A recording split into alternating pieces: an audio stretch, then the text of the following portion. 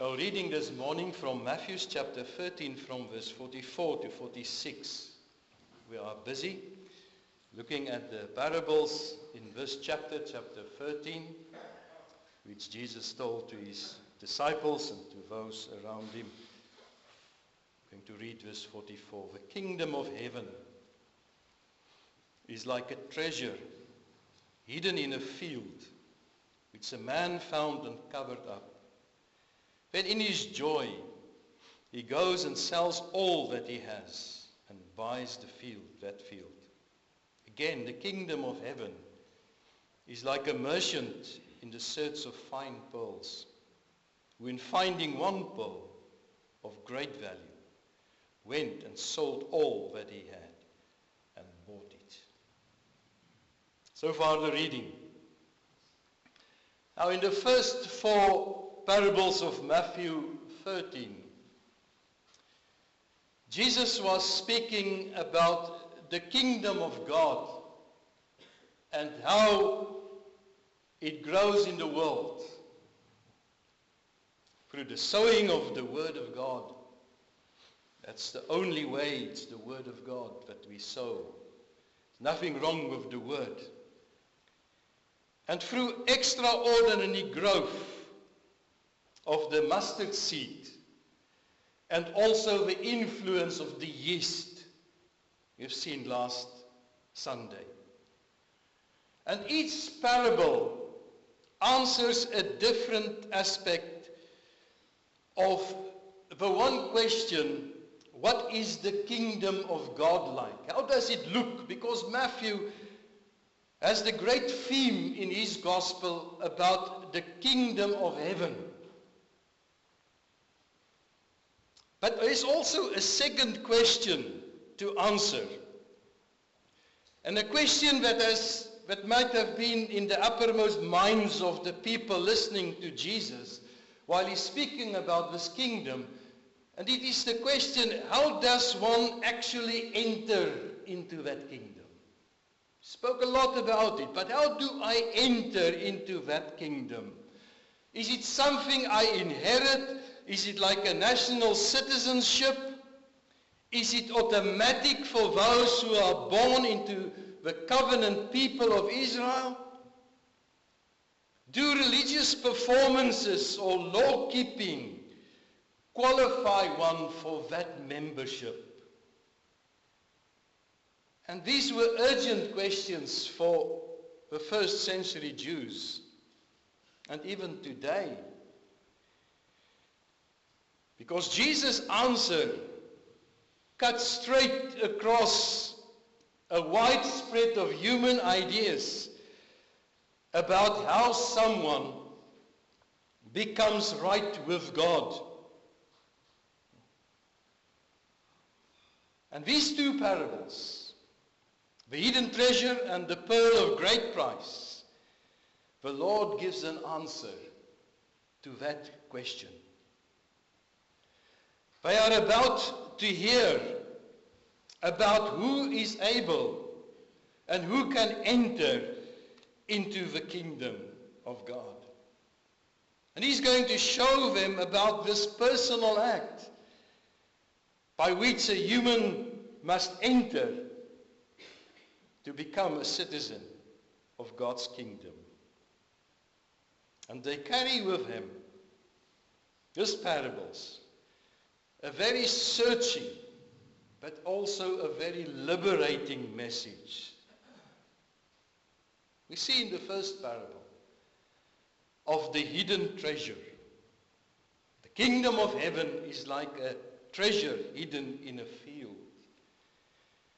Now, people of the ancient Palestine would have understood this parable very well. Because in ancient Palestine, hiding valuables in the ground was entirely normal and also very common. There were no banks, no secure vaults, no financial institutions. And when people needed to protect their silver or jewelry or other precious possessions from invaders or thieves, they buried them And Palestine has been a battlefield for centuries. Armies from Egypt, Assyria, Babylon, Greece, Rome, all swept through that country. And families routinely buried their treasure to preserve it from the enemies. The Jewish historian Josephus recorded that during the period of war and siege, the soil of Palestine became filled with buried valuables.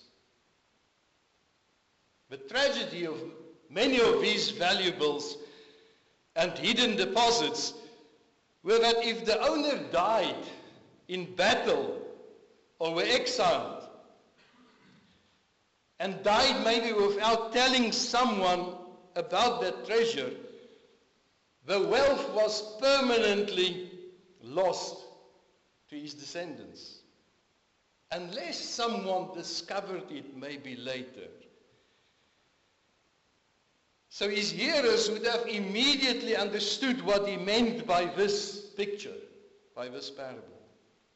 Now the man in this parable, whether he was a hired worker plowing a field or a traveler passing by, or someone doing a work on the land that did not belong to him, he discovered this treasure buried in this field that did not belong to him. He did not own that land. And the text does not specifically tell us how he found it, only that he found that treasure. And he understood it's valuable, and he immediately reburied it for safekeeping. And he went and sold everything he had, he owned, that he could buy that field. And maybe when we read this, some might feel uncomfortable with this action, wondering, was he not behaving dishonestly by doing that? But there's two things that tells us not to be concerned about that, because the first is that the field's owner did not know about that treasure. If he had known about it, he would have dug it up for selling. And the second thing is that the rabbinic law of that time gave the finder of the lost and the abandoned values and valuables the right to keep them, could keep them. So this man's action was legally and ethically recognized by the standards of his culture of that day. And more importantly, the parable is not making a moral point here about certain tactics to use. It's making actually one single, overwhelming point to tell us about the value of the kingdom of God and what response it deserves from us. The man recognizes something of great worth that he had found. And he sold everything. Everything. Without hesitation, without regret, and they stand with joy. With joy. This parable teaches us. This man was in the first place not searching for the treasure. He was going about his normal life. Didn't expect anything or any treasure. And that represents maybe a pattern in many people's lives that come to the kingdom of God. Many people are not consciously seeking God. But maybe through the reading of the Bible, hearing a sermon, a conversation, a crisis, the gospel breaks through. And they saw the value of Christ. Like Paul. He was not seeking Christ when he met him on the road of Damascus. He was just traveling, actually in the opposite side, an enemy of Christ. The woman at the well was doing a daily work when she encountered the source of living water. She was not seeking for it. So for those people, like for many others, the discovery of the kingdom is unexpected, even surprising. But the response it demands is the same as for this man in this parable. You see here, he had, and he was willing to surrender everything. That which he once held dear, he had to sell everything to gain what was more valuable. The second parable, the pearl of great price. Jesus tells about the kingdom of heaven is like a merchant searching for a fine pearl. Now, a merchant was not the ordinary buyer, but a professional trader. A wholesale dealer who traveled extensively looking for the best to buy and to sell for a profit. He would spend many years visiting coastal regions. He would negotiate with the divers and many employers.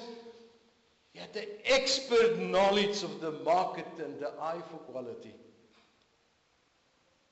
And pearls in the ancient world were very prized and very precious.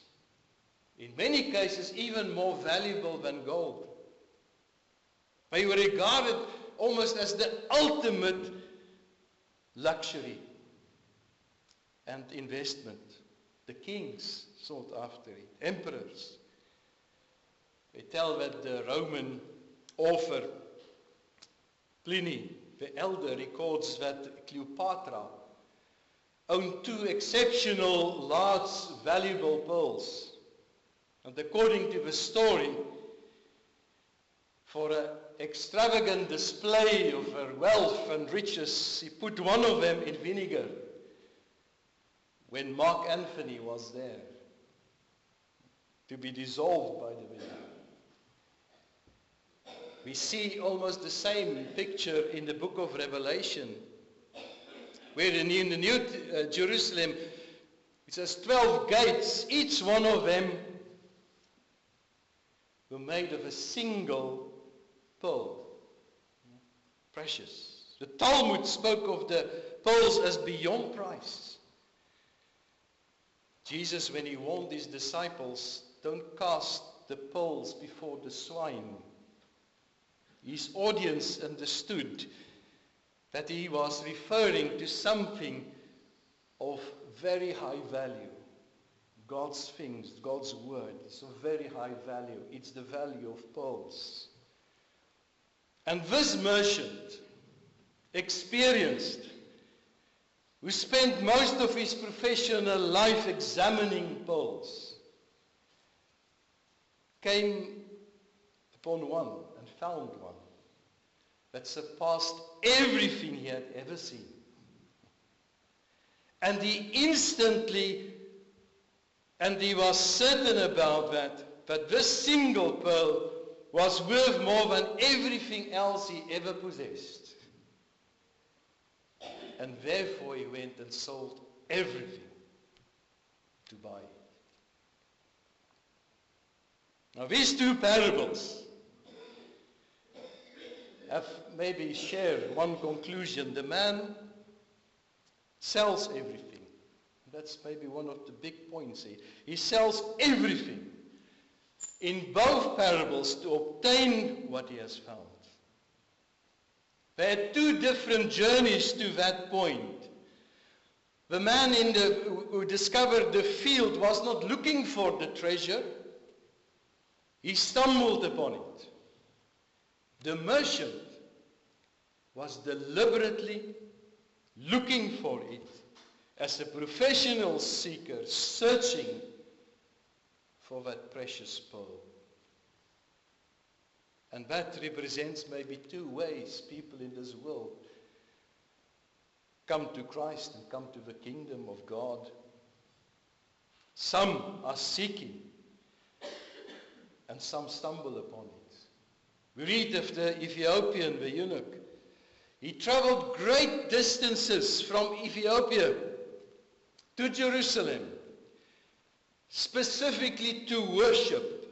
While he was traveling, he studied the book of Isaiah. He was so focused on it. And while he was studying it, Philip came and sat beside him and explained to him the gospel while he was seeking. Cornelius the centurion was devotedly seeking for God before Peter arrived and to bring him the full gospel. Lydia, the dealer in purple, was meeting with other people on the Sabbath, with other women by the river to pray and seek God. When Paul came and she heard the word, and God opened her heart to believe. One writer tells of an elderly couple. For 50 years they were searching philosophy after philosophy, religion after religion, joined almost every kind of cult, until at the end of their lives they heard a radio broadcast and they heard the gospel of Jesus, clear and simply. And after a century of searching, they said, this is it. At last we have found it. Like the merchant. Now maybe there's 6 lessons from these 2 parables. But we can look at. But answer to us the question, how do I enter the kingdom of God? The first one. Maybe the central one, the dominant one in both parables, is there must be a personal transaction. It must be decisive. You must do it personally. No one else can do it for you. No one can enter the kingdom of God by being born into a Christian family or even belonging to a Christian culture and you automatically become a Christian. It doesn't work like that. No one enters the kingdom of God with religious association, maybe by attending services or participating in sacraments or being counted maybe on the church roll. No. There must be a personal experience and meeting with God. John Wesley, the founder of Methodism, made it very clear in his sermon on the new birth. Sermon 45, I quote from John Wesley. If any doctrine within the whole compass of Christianity may be properly termed fundamental, they are doubtless these 2, the doctrine of justification and that of the new birth. This then is the foundation of the new birth, the entire corruption of our nature. Hence, it is that being born in sin, we must be born again. Close the quote. But he stresses that no one is exempt from the fact that they must be born again. Even those who are raised within the church. He actually spoke against the idea that Christian upbringing save a person. He warns people not to lean in one of his sermons on the broken reed of having been born in a Christian family. And I quote, he says, lean no more on the staff of that broken reed that you were born again in baptism. Notwithstanding this, you are now the children of the devil, therefore you must be born again. Grace does not run in blood, but corruption does. A godly parent gives birth to a sinner, not a saint. That's why Jesus said, many will come to him and say, Lord, Lord. And he will say to him, I never knew you. Paul says in Romans 9 verse 6, not all our descendants from Israel belong to Israel. External identification with God's people, it can be blessed, but it doesn't make you a citizen of the kingdom. Each person must come individually, personally, and decisively to the point of believing and receiving Jesus as Lord. The second thing from this parables, the kingdom is immeasurably valuable. The two parables together, the hidden treasure, the pearl of great price, Jesus left no doubt about the supreme value placed on the kingdom of God. It is worth more than everything else a person possessed combined.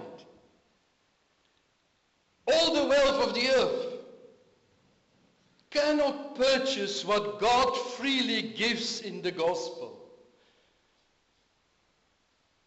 The kingdom is far more valuable. You can possess all the gold.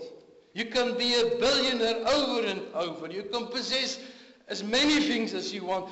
But the kingdom, these two parables tells us, is more valuable than anything else. Because it carries with it forgiveness of sins, peace with God, the indwelling of the Holy Spirit, as 1 Peter 1 verse 4 says, the imperishable, undefiled and unfailing inheritance kept in heaven. Nothing can be compared to that. The third thing, this parable tells us that the kingdom is not always obvious. Jesus told the Pharisees explicitly that the kingdom of God does not come with signs to be observed. Luke 17 verse 20 to 21. And that it would not be possible to say, look here or look there. It's not always obvious. It's hidden. It's not that the information is not available. But it remains unseen for the eyes of those who are still blinded by darkness and sin. 1 Corinthians 2 verse 14. The natural person does not accept the things of the Spirit of God, for they are folly to him, and he is not able to understand them because they are spiritually discerned. But the natural person cannot see the value of the kingdom. It's hidden. 2 Corinthians 4 verse 4 says, the God of this world has blinded the minds of the unbelievers to keep them from seeing the light of the gospel of the glory of Christ. But it tells it's hidden. They don't see the valuable pearl. They cannot see there's any value in the Christian faith. It's hidden. The treasure is in the field. But most of the people pass by every day without knowing it is buried there. The pearl exists, but most never recognize it. The kingdom is available. But it requires the opening of the eyes because we are by nature blind. The fourth one. The kingdom is the source of genuine and lasting joy. The man who found the treasure did not drag himself reluctant to the auction to sell his possessions. He did not look at his possessions that was sold at the auction. I'm so sad that thing is going. He went in his joy. He went in his joy. It was not accidental. It's central to the gospel, joy. It's the mark of someone who truly have found Christ. 1 Peter 1 verse 8 says, though you have not seen him, Jesus, you love him. Though you do not see him, you believe in him and rejoice with joy that is inexpressibly in full of glory. All human action, all of us, desire satisfaction. But we all find that the pleasures of this world is fleeting. It does not satisfy, because we were created for God. And we can only find our deepest joy when we find Him and He finds us. So the joy of knowing Christ is not dependent on circumstances. It's the joy of possessing that for which God has made us for. The fifth one, people come to the kingdom from very different starting points. You've seen that. The unexpected discovery, the deliberate seeker. And it reflects the diversity of people coming to Christ. There's not one pattern.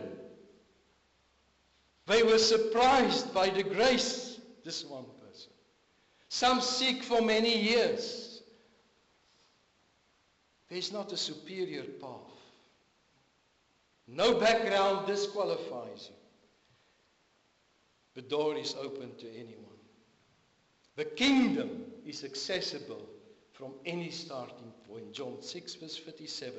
Whoever comes to me, I will never cast out. What a promise. And the sixth one. Entering this kingdom involves total surrender. Both parables describe a complete liquidation. It was no partial sale. It was the selling of everything to obtain that of supreme value. It does not mean that salvation is earned. Because the Bible clearly says, Isaiah 55 verse 1, come everyone who first come, buy milk and honey without price. The surrender is not a payment. But you cannot buy a diamond with a handful of dust. What we have is nothing. And the surrender of everything we are and have contributes nothing to redemption. Nothing. Because the price is already paid. But the surrender is necessary.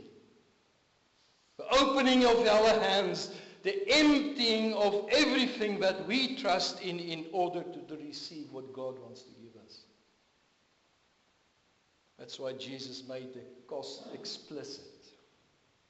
In Matthew 16 verse 24, if anyone would come after me, let him deny himself. Take up his cross and follow me. For whoever saves his life will lose it, but whoever loses his life for my sake will save it. It will cost everything. We see it in the life of Paul. He had, by any human measure, almost extraordinarily spiritual resume before he met Christ. He had everything. Circumcised, he said, on the 8th day. Tribe of Benjamin.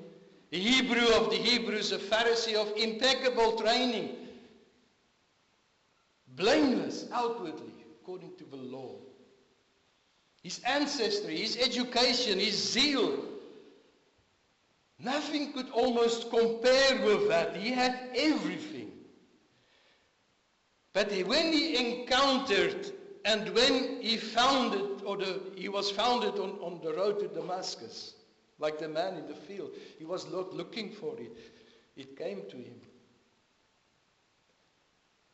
He describes his response to that. Thinking of all what he had. He said, whatever gain I had, all those things I've mentioned, all those gains, I counted as loss for the sake of Christ.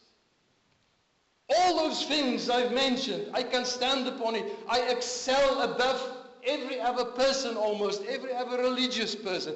But that was for me gain, but I count it as loss. I sell everything for the sake of the biggest treasure, and that's Christ. I count everything as loss because of the surpassing worth of knowing Christ. His achievements were nothing. They were there, they were real. But compared to the pearl, compared to the treasure, they were rubbish. So he sold everything. And he bought Christ. And you can go through his life. That transaction brought to him joy. He was imprisoned. He was beaten. He was in shipwreck. He was in martyrdom. But that joy was always with him. To conclude, this which these two people made was the best bargain you could ever make. This parable tells us of a glorious invitation, of the richness of the kingdom of God. But it also has a sobering warning. The treasure is real. The pearl is genuine. The kingdom of God is available. It is offered freely to anyone who will come, regardless of background, regardless of the length and the quality of your search, the depth of your past sins. The Bible says, come.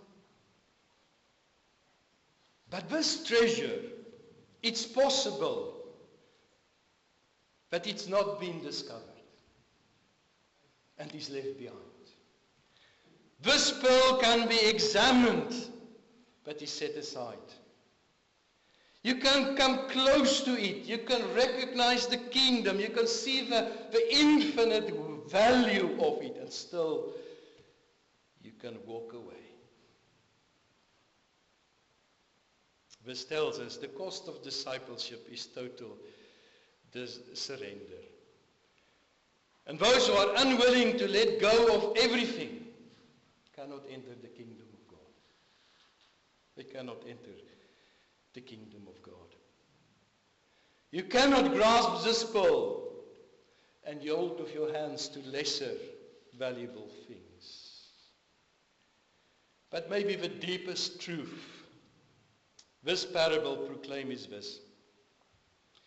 For the one who truly seeks the value of what it offered, surrender is no sacrifice. To come to God, to give your life to him, to live for him, it's no real sacrifice. It's the best bargain you can ever make. What we give up for Christ is passing away, is temporary. What we receive is eternal. It's kept in heaven. So these two parables tells us to enter the kingdom of God. Come, take hold of Christ and find the life you were created for. It's only in him. And whatever we once counted as gain, count it as loss because of the surpassing worth and wealth of knowing Christ. Amen. Let us pray. Lord, we thank you that we can once again sit at your feet and hear your teaching. Like you taught the disciples about these parables of the kingdom of God. And that we can once more, Lord, this morning become aware of the great treasure and the great worth of knowing you and being part of the kingdom of God.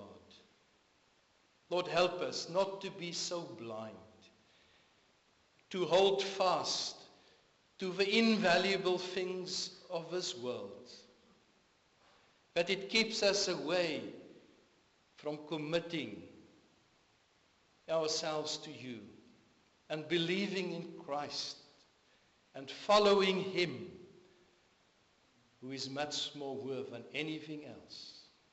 Grant us that grace, Lord. Open our eyes to see the treasure and the pearl of great price. Amen.